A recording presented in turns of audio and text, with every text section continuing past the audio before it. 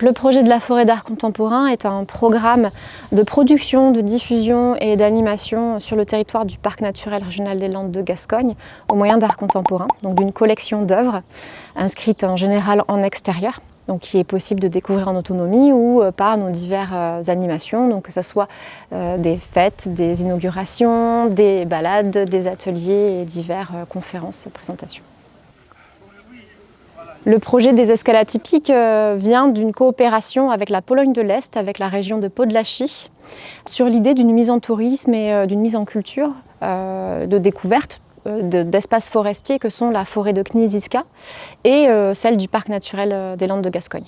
Suite à différents échanges et partages en commun de plusieurs années, l'idée est venue de proposer des œuvres dans lesquelles on peut vivre une expérience de nuitée, et donc de créer une déconnexion et des observations différentes de ces espaces forestiers. Côté français, nous avons confié le commissariat artistique à Frédéric Latérade, directeur de Zebra 3, qui s'est chargé de trouver des artistes qui puissent répondre à cette commande et concevoir ces œuvres escales. Donc il s'agissait de Tatiana Wolska, d'Antoine Doroth et de Sarah Favrio. Suite aux études d'implantation, aux études artistiques et techniques, nous étions prêts à passer en production à l'été 2022. C'est alors que les mégafeux ont décimé une partie du territoire. Il n'était plus question de proposer des expériences de nuitée en plein cœur de la forêt à notre public, au regard de la dangerosité. Donc nous avons mis ce projet en pause pour prendre le temps de réfléchir et de trouver une autre orientation. C'est alors que nous avons décidé de nous inscrire sur des sites en périphérie des communes et des villages, plutôt qu'en plein cœur de forêt, et de rendre ce programme mobile. Donc la mobilité permettant de pouvoir installer ces escales atypiques de différentes manières chaque été et de donner une dynamique beaucoup plus importante sur ce territoire du parc, puisque voilà, chaque année il est possible de renouveler l'expérience et de découvrir ces œuvres à différents endroits. Malheureusement, sur les 3 projets, un n'était pas adaptable à la mobilité, celui de Tatiana Wolska. C'est pour ça que nous sommes retrouvés avec 2 escales au lieu de 3. Donc il s'agit des œuvres numéros 28 et 29, projets d'Antoine Doroth et de Sarah Favrio. Ce qui m'a amené à progressivement fixer mon choix sur une invitation sur Sarah Favrio et Antoine Doroth était le fait que cette double proposition, de mon point de vue, était assez complémentaire à la fois dans les univers qu'ils proposaient, mais aussi dans leur manière de construire leurs œuvres. Au tout début, Antoine, on avait travaillé sur un site un petit peu qui nous servait de modèle, qui était un site à Luxeuil. Et c'est vrai que lui, par exemple, il y avait tout un rapport avec le monde animalier, mais aussi ce rapport aux étoiles, ce rapport à l'espace, à la science-fiction et tout ça, qui est assez prégnante d'une manière générale dans son travail, et tout particulièrement dans la proposition des ocelles. Puis Sarah, il y avait quand même ce long travail qu'elle a pu faire autour de la question du matériau bois, dans sa dimension vivante. On avait travaillé en 2019 avec elle sur un projet dans lequel elle évoquait les méga-feux, déjà à l'époque. Donc c'est vrai que son travail résonnait tout particulièrement avec le contexte forestier du parc naturel régional. J'ai été amené à les retenir pour faire des propositions spécifiques, parce que déjà dans leur travail, en fait, il y a quelque chose qui résonnait d'une manière particulière avec le contexte dans lequel les œuvres vont être amenées à vivre voilà, leur vie.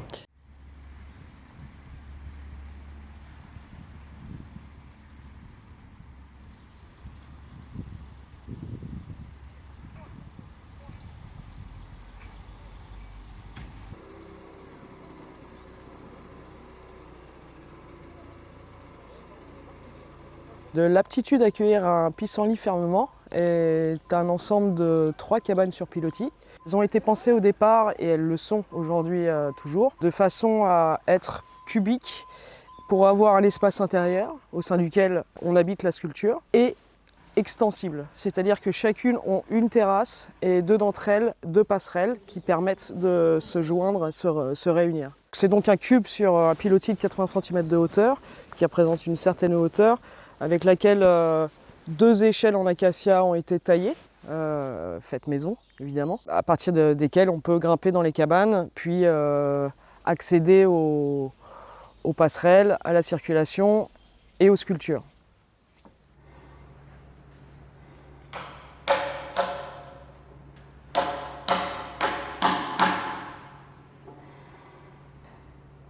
Elles sont sur pilotis, qui sont des poteaux d'acacia, qui ont été sculptés. Je procède avec un ciseau à bois et j'appelle ça poêler du bois. Donc nous avons une floraison sur ces pilotis pour s'échapper de la cabane et à proprement parler du poteau, puisque l'acacia est tout simplement l'essence d'arbre qu'on utilise pour les poteaux électriques, car c'est une essence qui est imputrescible de classe 5, résistante aux parasites, aux champignons, et donc qui a un usage très manufacturé dans l'environnement. Chacune d'entre elles sont aussi pourvues de verrières ou porte-fenêtres. C'était très important pour moi d'avoir une ouverture vers l'extérieur, et comme on peut le voir ici, on a une vue sur le sous-bois, donc de pouvoir se réveiller en ayant ce sentiment d'être vraiment à l'intérieur de la forêt.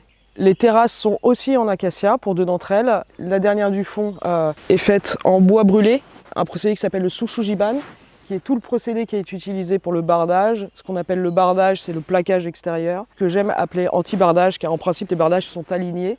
Et là ici, j'ai essayé de m'approcher soit de la marqueterie, soit d'une forme d'ornementation qui est à la base, ne peut pas être en soi structurelle. Le bardage extérieur et le bardage intérieur sont en pin maritime.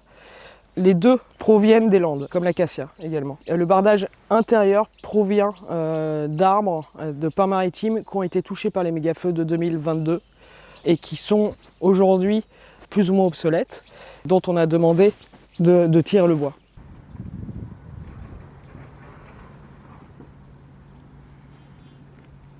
Le sushujiban, c'est un procédé japonais qui a été inventé au Moyen-Âge après un énorme incendie en forêt. Et ils se sont rendus compte qu'en brûlant la surface du bois, ils pouvaient s'inifuger contre les incendies. Puis aussi, le bois devenir résistant aux parasites et aux champignons. Donc ces cabanes sont, entre guillemets, complètement inifugées et résistantes aux intempéries ainsi qu'aux insectes xylophages qui pourraient essayer de venir grignoter la cabane. Dans ce projet, c'était important pour moi d'avoir des sculptures presque tout bois, un univers assez chaud, aussi de la corde, donc un univers assez naturel, pour avoir un confort et une simplicité qui relève d'une nuit en forêt où on n'a pas besoin de grand chose. C'est pourquoi aussi je suis allé vers le tatami et le futon, étant donné que j'ai emprunté un procédé qui provient du Japon. Je me suis dit autant aller jusqu'au bout et ajouter un confort aussi qui n'est pas le nôtre, mais c'est très confortable. Donc on dort sur 2 tatamis et 2 futons doublés.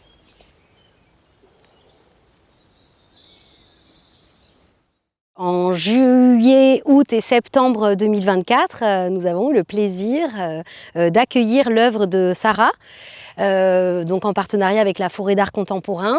C'est une très belle œuvre où les gens ont pu profiter pour une nuit d'une escale atypique dans ces très très belles cabanes. En tout cas, c'est le retour que nous avons toujours eu des gens qui ont à l'arrivée été émerveillés de la beauté, de la qualité de ces cabanes, et ça a été pour tous un très beau moment atypique, voilà, une expérience un peu hors du temps, parce que dans ces cabanes, du coup, elles sont très très belles, mais il n'y a pas ni l'eau ni l'électricité, donc c'est un confort très sommaire dans le sens où voilà, il n'y a pas le confort habituel d'une maison. Il y a eu un peu tous les publics, des familles, des amis, de grands-parents qui sont venus passer une nuit donc, avec leurs petits-enfants. Donc je pense que ça crée aussi chez eux quelque chose d'un peu magique et très atypique. Donc voilà, des beaux moments, des beaux retours de personnes qui avaient de toute façon le sourire, ça c'est sûr. Et le lendemain, toujours le lendemain matin, oh, c'était super parce que hyper bien dormi, quel plaisir de se réveiller et puis de voir le rayon du soleil qui passe par la baie, d'entrouvrir la porte et d'entendre tous ces oiseaux, voilà, donc très chouette.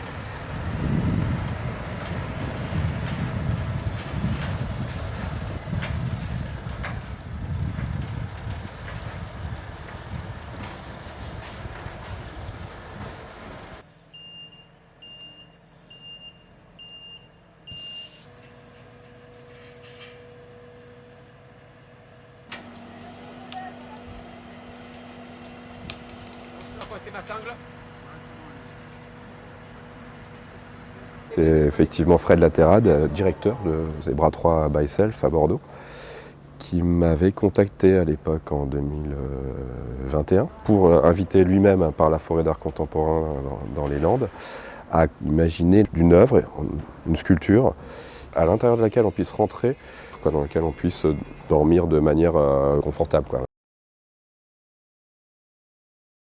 Je dessine avec des outils de base du dessin, des crayons dans des carnets, mais assez vite je me sers du logiciel SketchUp qui me permet d'avoir des informations dimensionnelles précises. J'avais envie de faire un toit, un vrai toit, où on puisse dormir pour une nuit.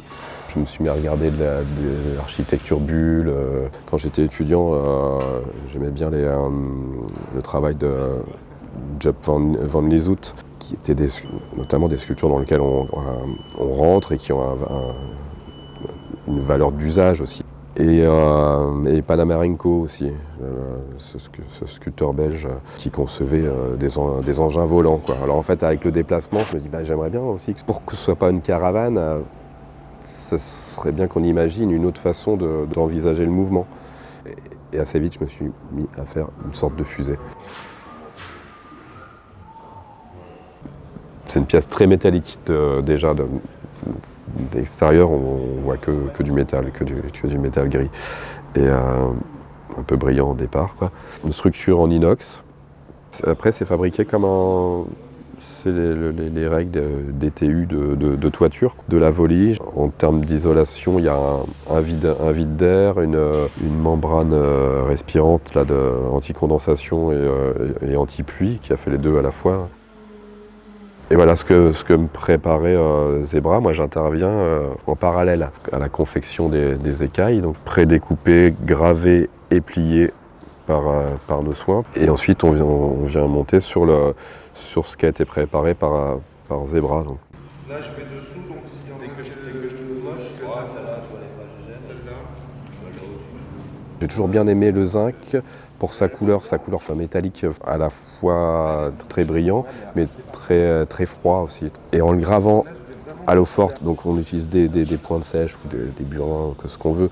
Mais là, la chimie permet de prendre le relais de la main et de venir creuser la matière sans avoir un geste mécanique.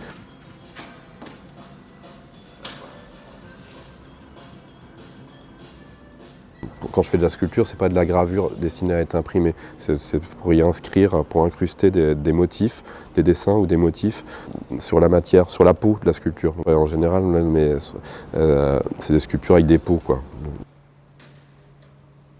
Souvent, j'ai pu faire des motifs plutôt abstraits, des sortes de nébuleuses.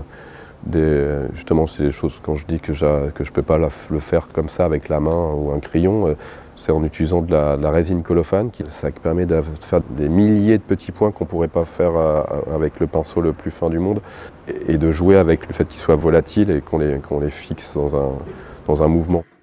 La sculpture pour les Landes sera fabriquée selon la technique de l'aquatinte en gravure. Mais j'ai décidé de ne pas utiliser de la résine colophane. Et il existe d'autres techniques. On remplace la résine colophane par un vernis acrylique qu'on pulvérise à l'aérographe. Il suffit après de doter ce vernis et notre image apparaît, quoi. Il fallait que je choisisse quoi représenter. J'ai pensé à faire plutôt un motif récurrent, faire des sortes d'yeux, en l'occurrence des ocelles. Parce que donc les ocelles sont des taches, des formes arrondies que certains animaux arborent sur leur plumage, par exemple pour le paon, quoi, la queue du paon. Les lézards, les lézards osselets, les poissons, les papillons, bien sûr. Je me dis, là, je vais avoir à peu près entre 500 et 600 lacs à graver. Je dis, je vais répéter 600 fois un thème avec variation, d'une forme ronde inscrite dans un losange. Et j'ai utilisé Voilà, un peu ce que j'avais sous la main, des sortes de pochoirs, mais de forme. Qu'est-ce qu'il y en a comme forme ronde? Bon, dans mon atelier, j'ai un petit coin cuisine, donc là, tous les couvercles de casseroles, les machins, voilà, ou des moules à tarte, à tartelettes, des passoires, tout ce qui pouvait être arrondi, ajouré. J'ai fait quelques ocelles d'inspiration animale. Sinon, j'étais plutôt dans une sorte de variation d'idées de l'œil. Le zinc est amené à évoluer. Donc là, pour l'instant, la pièce, elle est très rutilante. On a pris vraiment soin des écailles. Elles brillent, quoi. Elles sont très peu rayées. Mais cette pièce, elle va être posée en extérieur, donc elle va subir un peu les assauts du temps. Il va y avoir la création d'une patine sur le zinc, c'est normal, ça se grise, mais les images seront, j'espère, encore lisibles.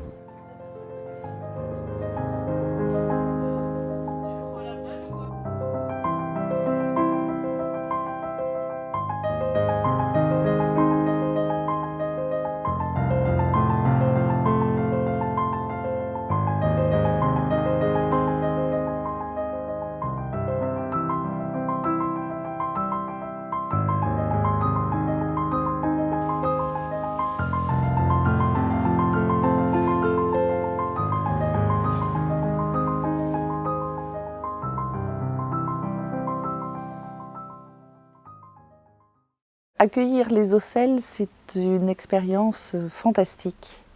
D'abord déjà, accueillir une œuvre d'art dans un village comme les nôtres, c'est une expérience fantastique. Mais le fait que ce soit éphémère enrichit encore plus la chose parce que ça amène une curiosité. On sait que c'est... Donc il faut y aller. Après, au niveau des gens du village, ça les a interloqués. Et vraiment, ils sont, même ceux qui étaient moins chauds sont venus voir peut-être plus discrètement, mais ils étaient heureux quand c'était ouvert et de pouvoir voir l'intérieur. Il y en a qui ont dormi dans les ocelles, qui ont retenu leur place. Et au niveau des gens de passage, ça a été extraordinaire aussi parce qu'on n'est pas très loin d'une aire de pique-nique. Donc pareil, ils ont fait le tour, si c'était ouvert, ils étaient aux anges. Pour pouvoir voir aussi l'œuvre de l'intérieur, savoir qu'on pouvait habiter dedans, y dormir, dormir dans une œuvre, c'est une expérience quand même assez unique. Et des gens s'arrêtaient beaucoup uniquement pour regarder cette chose qui brillait dans le soleil et qui les étonnait, mais alors à 100%. Et alors les enfants, ils ont marché, mais alors à 100%. Et alors, il y a des parents qui ont joué le jeu. C'était trop mignon parce qu'ils avaient fait des jeux de piste. On va dormir dans un ovni, on va dormir, on est dans Star Trek. Donc l'imaginaire est parti. Et alors vraiment, ils partaient le soir en voyage extraterrestre. Et à surprise, le lendemain, ils étaient de retour sur Cala.